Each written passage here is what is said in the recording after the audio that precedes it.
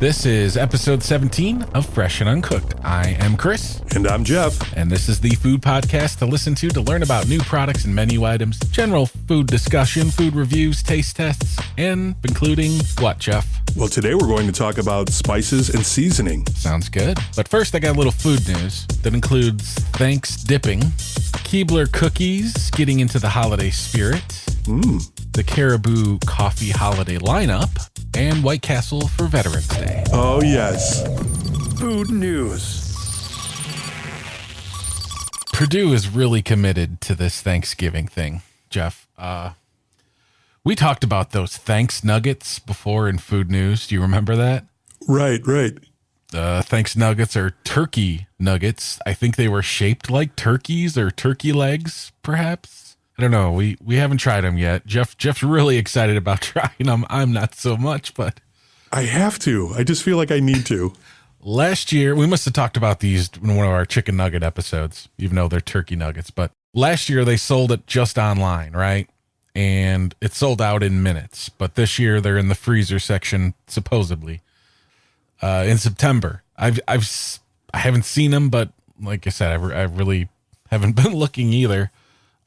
So now Perdue has something a little bit more interesting, though, at least in my opinion, and that's THANKSDIPPING for the Thanks Nuggets. Really? There's a special sauce? Dipping sauce for their Thanks Nuggets. Two flavors, Jeff. Inspired by Thanksgiving and fall, we have spiced apple honey mustard. Okay. Which is inspired by herb and apple stuffing. Yeah. I think it sounds good. I'd try it. If you're trying the nuggets, why not try the sauces, right? Not necessarily with the nuggets, but I would buy a little bottle of spiced apple honey mustard. Sure. All right. And cran barbecue sauce. Cran barbecue. Oh, wow. So that's a dash of smokiness to a traditional Thanksgiving cranberry sauce, of course, in barbecue in dipping sauce form.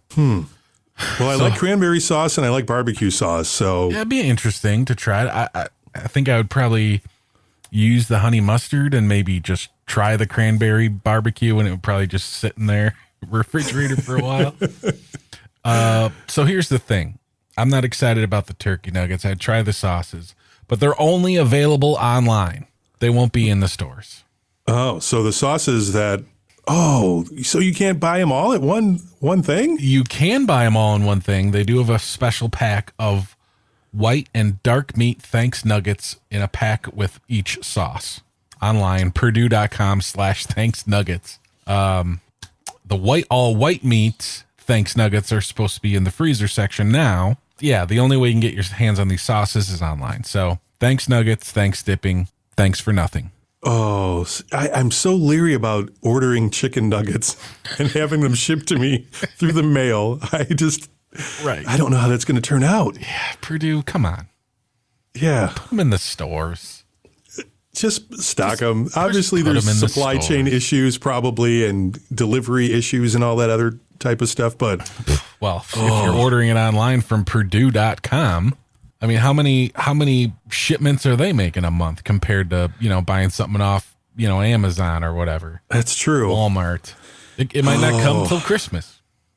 Chris, I have to make this happen some type of way, and I don't know. I am so torn. Do I order it online or do I just wait it out and maybe things will happen? I don't know. Maybe next year, since last year they did the nuggets only online and this year they're in stores. Maybe next year the sauces will be in stores too. I don't know. Okay. Who knows? Let's move on. So how do you feel about gingerbread cookies? Oh, or gingerbread flavored things in general? Oh, I don't have the craving for anything gingerbread other than around Christmas time. And even then, I don't know if it's a craving. I try them and then I'm good and that's it. Yeah. Would you consider gingerbread maybe the candy corn of Christmas? Wow. You either hate it or like it kind of a thing? Sure. Why not? By the way, I meant to say this last episode since it was before Halloween, but our candy corn poll was in our favor, Jeff. More people voted yes for candy corn. Just throwing that out there. Good. So yeah, I kind of consider gingerbread. I think I find a lot of not very much middle ground. You either like it or you hate it, but Keebler has some gingerbread cookies coming out for holidays. It's limited edition fudge stripe cookies that are gingerbread. So, the round cookies, the hole in the middle with the stripes. Right. Those are good. You put them on your fingers when you're a kid and you walk around with a handful of cookies. Yes. Cookie rings. No, adults do it too. It's true. The Keebler gingerbread fudge stripe cookies are now available at grocery and retail stores, except for mine, because I looked yesterday, nationwide for a suggested retail price of $3.99 for a 9.7 ounce pack. That's not awful, right? That's a decent price. Yeah, I mean, for some special cookies, mass-produced gingerbread, probably isn't the best tasting gingerbread in the world. But hey, if you're a gingerbread freak, have at it. So how do you feel about gingerbread? Because here's the thing. I feel over the past few years making gingerbread houses. So wherever you go, they have gingerbread house making kits. Love and those. It's really, but it's just so you can make the house. I don't know that they're necessarily edible. Well, yeah, I think it depends where you get it. Like I've seen ones that are like $50 that are totally edible. And I've seen ones for like $8 that probably technically are edible, but probably not the best tasting stuff. But all right. I would imagine most of the cookies are broken too when you open that box. I would imagine. Yeah. I've even seen gingerbread mansions available at Costco. I think is where I saw it. Okay. But it's already put together. Oh, all right. So, I mean, it's kind of like coloring Easter eggs, I guess. It's like, are you buying the Easter eggs pre-colored? No. You're buying the ginger house without putting it together? Come on. Right. What's going on here? Oh, Easter eggs are delicious. I love Easter. Well, I like eggs, and I know that you don't like eggs, but Easter eggs, I just love like a hard-boiled egg. Right. Well, that's good stuff. That's perfect. That's perfect. We'll be sure to touch on that in our Easter episode. Holidays, Jeff, they're right around the corner. They are. And Caribou Coffee has their holiday menu lineup. You interested to hear what they got? Yes, even though there's really not any Caribou coffees in our vicinity. Yeah, they're kind of scattered. There's one out by me, but it might be closed. I don't know. But I'm not a big coffee guy, but there's also breakfast sandwiches involved in holiday menu lineup, so I figured this was important news. But first, the Ho Ho Mint Mocha is a timeless holiday classic. It combines real chocolate melted into steamed milk with rich espresso and mint flavor. Topped with whipped cream, candy canes on the top too, crushed. No, thank you. That sounds way too sweet. How about spicy mocha, which doesn't really sound like a holiday thing, but it's on their holiday lineup. Cinnamon, ancho chilies, and chipotle peppers combined with a real chocolate melted into steamed milk and topped with real whipped cream and chocolate chips. If they have a milk alternative, I would do it. I'm sure they do. Don't all those places have a milk alternative? They should. Yeah, they should. But maybe for that particular drink, because it's already a bunch of stuff, they might not. Yeah, all these, I believe, are available hot, iced, blended, or nitro, whatever that means. Oh, all right. Fa La Latte is sweet eggnog blended with espresso topped with whipped cream and nutmeg. Oh, okay. Fa La Latte, hot, iced, or nitro. Gingerbread is making their way into their bakery cases, and a maple waffle breakfast sandwich. Whoa, okay. Caribou's take on chicken and waffles is made with chicken sausage, Gouda, a cage-free egg between two maple waffles. Now I got your attention.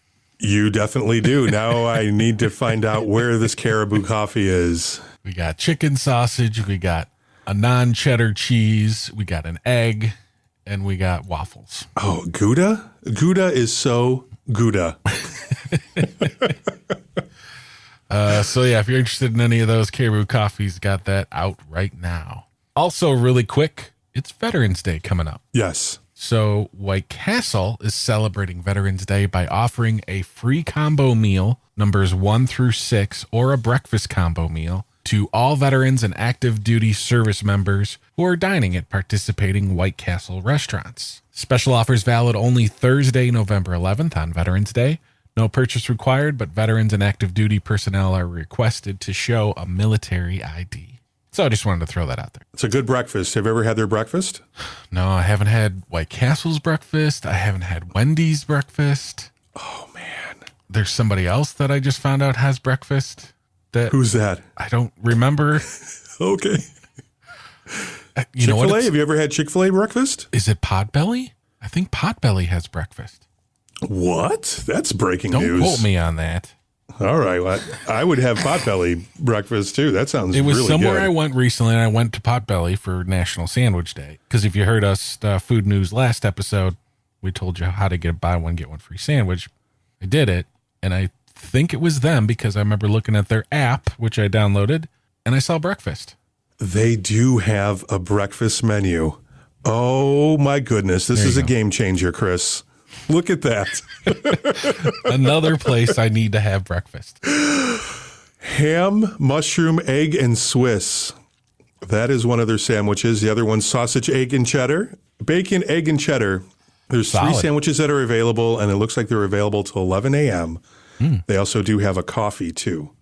You mentioned White Castle, and then right away I thought about White Castle breakfast, so I was thinking, hey, maybe tomorrow I'll have White Castle breakfast. Well, then you mentioned this whole Potbelly thing, and guess what, Chris? Guess what's for breakfast tomorrow? You're trumping White Castle for Potbelly.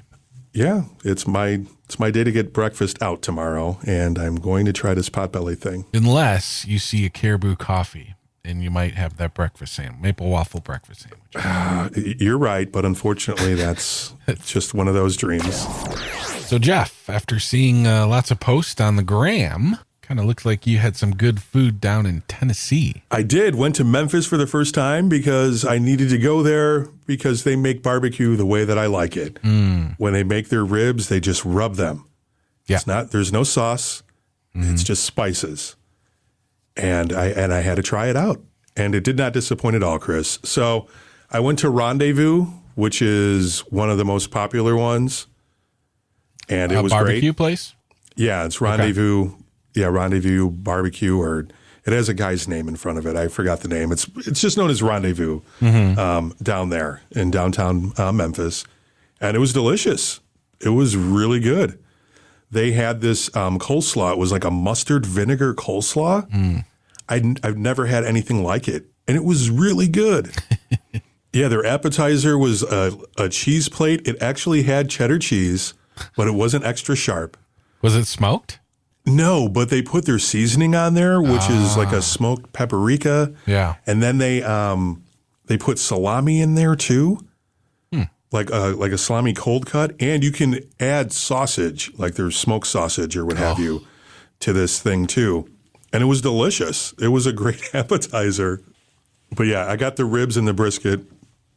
The brisket was not like any brisket I've really had before. It was a little bit fatty, but it was very juicy. It wasn't dry at all, which sometimes with barbecue places, the brisket, it's hit or miss.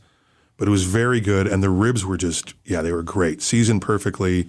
Yes. Have any good breakfast down there? I did. I ate at the oldest diner in Memphis. It's called the Arcade Diner, and it's right there on Main Street, right in downtown. It's the oldest diner. It's been there since, what was that? I think 1912, and it was good. I had biscuits and gravy. Southern breakfast? Yeah, okay, yeah. Yeah, the grits, biscuits and gravy, grits, sausage, and just eggs and hash browns. Yeah, it was great. Had a cold brew from like a local, I think it was a regular, I think they normally do beer, but they did a cold brew for whatever reason too. And it was great. Yeah, their food scene is pretty amazing. It's really good. And then the other barbecue place I ate at was Central Barbecue. So it's another popular one right there in downtown. It's right across from the Civil Rights Museum. And yeah, good stuff there too. You're going back to try some more? Oh, yeah, for sure. I'm going to try more barbecue places too.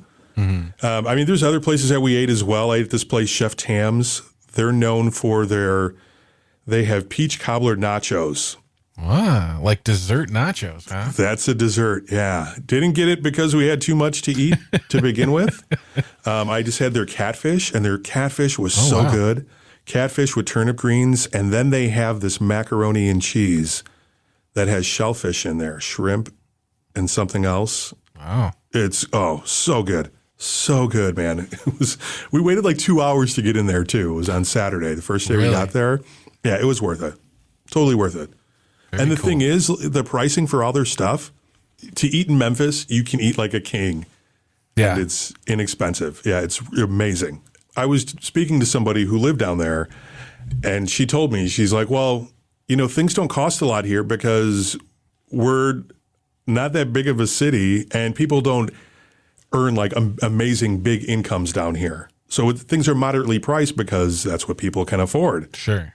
But things are great. It is. It's a very inexpensive, quick road trip from Chicago. Not very quick, but quick enough. In a day. Yeah. Yes.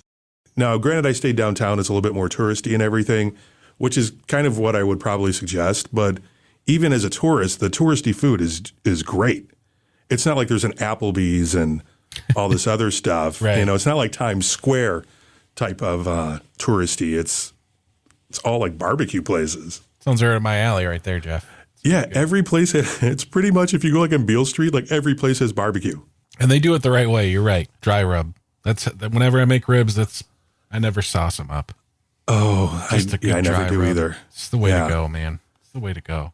One of the places down there, their motto is "Smoke is our sauce." I like it. And I would buy that T-shirt. I embrace that. So Memphis, Elvis, right? Elvis's place? Oh, Graceland? Yeah, we drove past there. You didn't go, huh? We didn't go inside, no. It's a house on a hill, basically. I went there, stopped by there when I was a little kid. Don't remember much of it, but I was there. Okay. It'll be there next time you go.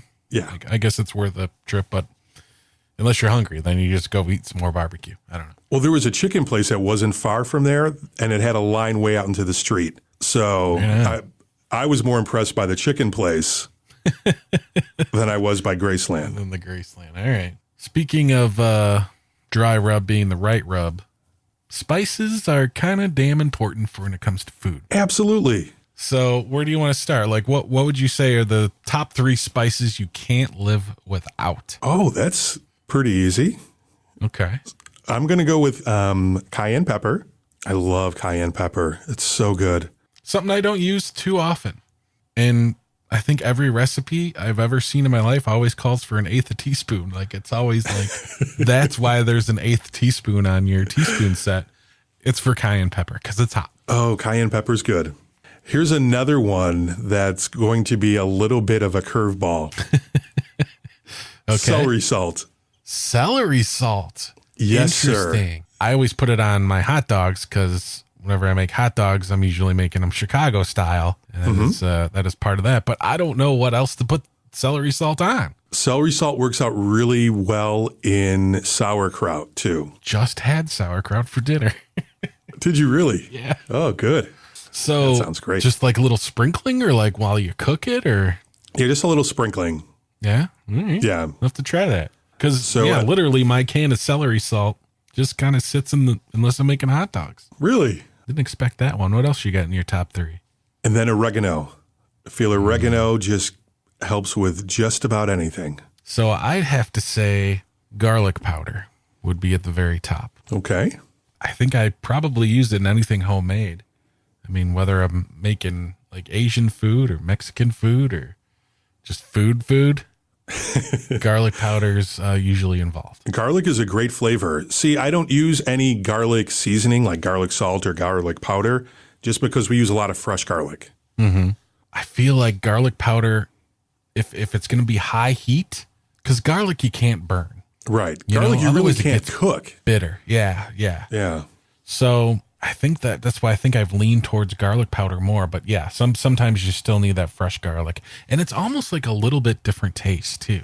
But Lowry's. The seasoning salt. No, Lowry's brand garlic powder. Oh, okay. I thought you were just talking about the Lowry. Because when people say Lowry's, I automatically think of seasoning salt, which isn't bad. Seasoning salt's pretty good on a lot of different things, right? It's, I don't use it all too often, but it in a pinch. I suppose. Smoked paprika.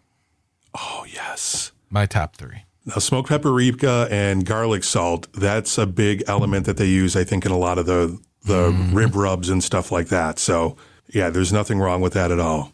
I just realized all three of mine are in my rib rub. Garlic powder, smoked paprika, and chili powder. So just regular chili powder, not like a ancho chili or anything Ancho like that? chili, there's so many, but just your basic chili powder. Okay. You know, nothing too crazy. I probably buy that the most next to garlic powder. And all three of these I probably buy the most because I use them a lot. Use them in a lot of different things. Good deal. So generally, spices, I feel like you can't go cheap. No. You kind of get what you pay for, you know? Yes. Like I wouldn't go to the dollar store and buy a big jug of garlic powder. No. It's probably not going to taste too great, you know? Yeah, that's not the way you want to do it. Some spices just aren't cheap, Jeff. No, they're not. You get what you pay for, I think, with pretty much anything. And spices are definitely there too. It's nice when they're on sale or like buy one, get one free. Because then that's the time to go. Because, yeah, sometimes you look and it's like, oh, yeah, and you like maybe looking for a spice you don't necessarily have all the time. You come across a recipe and you're like, oh, I need to go pick up some, coriander or some, turmeric. And then you go. Oh, I like turmeric. Turmeric's like a good one. $9 for a bottle, and it's like, I just need a tablespoon. Right. So sometimes it can be a little intimidating, but you do get what you pay for. And, so something like smoked paprika, you can get the cheap stuff, which is okay, but you spend a couple more dollars and you really get that smokiness comes across. You don't need as much as well when you're paying a little more. Right. It's stronger. It's better. It's fresher. Man. One thing when it comes to spices and kind of fits into the season too would be compared to buying already ground spice to grinding it fresh. I'm talking about nutmeg. Yeah, nutmeg's good stuff. I think I probably eat more of it during the season, fall and absolutely. wintertime than I do any other time. Sure.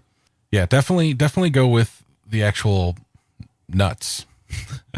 The actual solid nutmegs instead of the ground nutmeg because little microplane action, a few wisps of the nutmeg, completely different flavor. Ooh, that sounds good. And it also kind of depends on how long have you had that spice in your cabinet. If it's 3-4 years old, it's probably oh, how I feel about expiration dates. Yeah.